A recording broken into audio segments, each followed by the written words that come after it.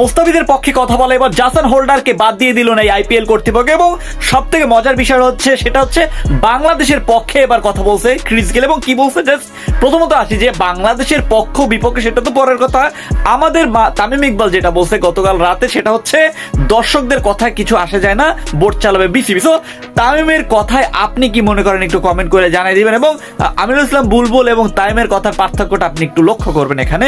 So প্রথমত আসি যে বাংলাদেশের পক্ষে নিয়ে এতদিন পর্যন্ত যারা যারা কথা বলছে তাদেরকে স্ক্রিন দেখতে পাচ্ছেন, তো তারা যদি কথা নাও বলতো তাহলে দেখতেন যে অন্যান্যরা কিন্তু অনেকে দেশের মানুষেরা আছে কিন্তু তারা কিন্তু কোনো কথা বলে না, কিন্তু বিদেশিরা ঠিকই কথা বলে আসছে বাংলাদেশকে নিয়ে। এবং সব থেকে মজার বিষয় প্যাট কামিন্সের কথা বলছে। দেখেন প্রথমত আসি যে আমাদের বর্তমান প্রেক্ষাপট এবং সিচুয়েশন যদি দেখেন তাহলে চিন্তা করতে পারবেন অন্যায় হচ্ছে ভাই। এই অন্যায়ের প্রতিবাদ করতে গিয়ে এক একজন আইপিএল থেকে বর্জন হচ্ছে।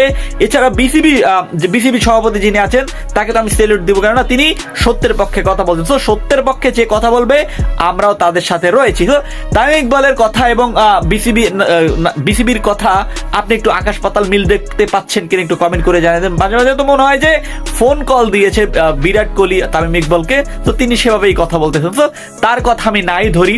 আমাদের মধ্যে এখন বর্তমান সিচুয়েশন এবং প্রেক্ষাপট যদি আপনি লক্ষ্য করেন তাহলে দেখবেন যে আকাশ পাতাল তফাৎ একটা আমরা দেখতে পাচ্ছি। এবং বাংলাদেশ ক্রিকেটের স্বার্থে এখন কি করা উচিত এটাই বোর্ড আইসিসি কে এমন ভাবে প্রেসার দিয়েছে বিসিবি, যেটা কিনা সময় নিচ্ছে আইসিসি যে ভাই দেখো একটু ওয়েট করো, একটু চিন্তা ভাবনা করে ডিসিশনটা নিতে দাও। অন্যান্য দেশ হলে আমার মনে হয় না এত ঝামেলাটা হইতো, কিন্তু বাংলাদেশ যেটা করছে মোস্তাফিজের ইস্যুটা টাই না একদম মানে আনবিলিভেবল। তবে একটা কথা আপনাকে মানতে হবে, বাংলাদেশ যদি এই পুরো বিশ্বকাপটা না খেলে তাহলে কি কি ক্ষতি হতে পারে স্ক্রিনে দেখতে পাচ্ছেন।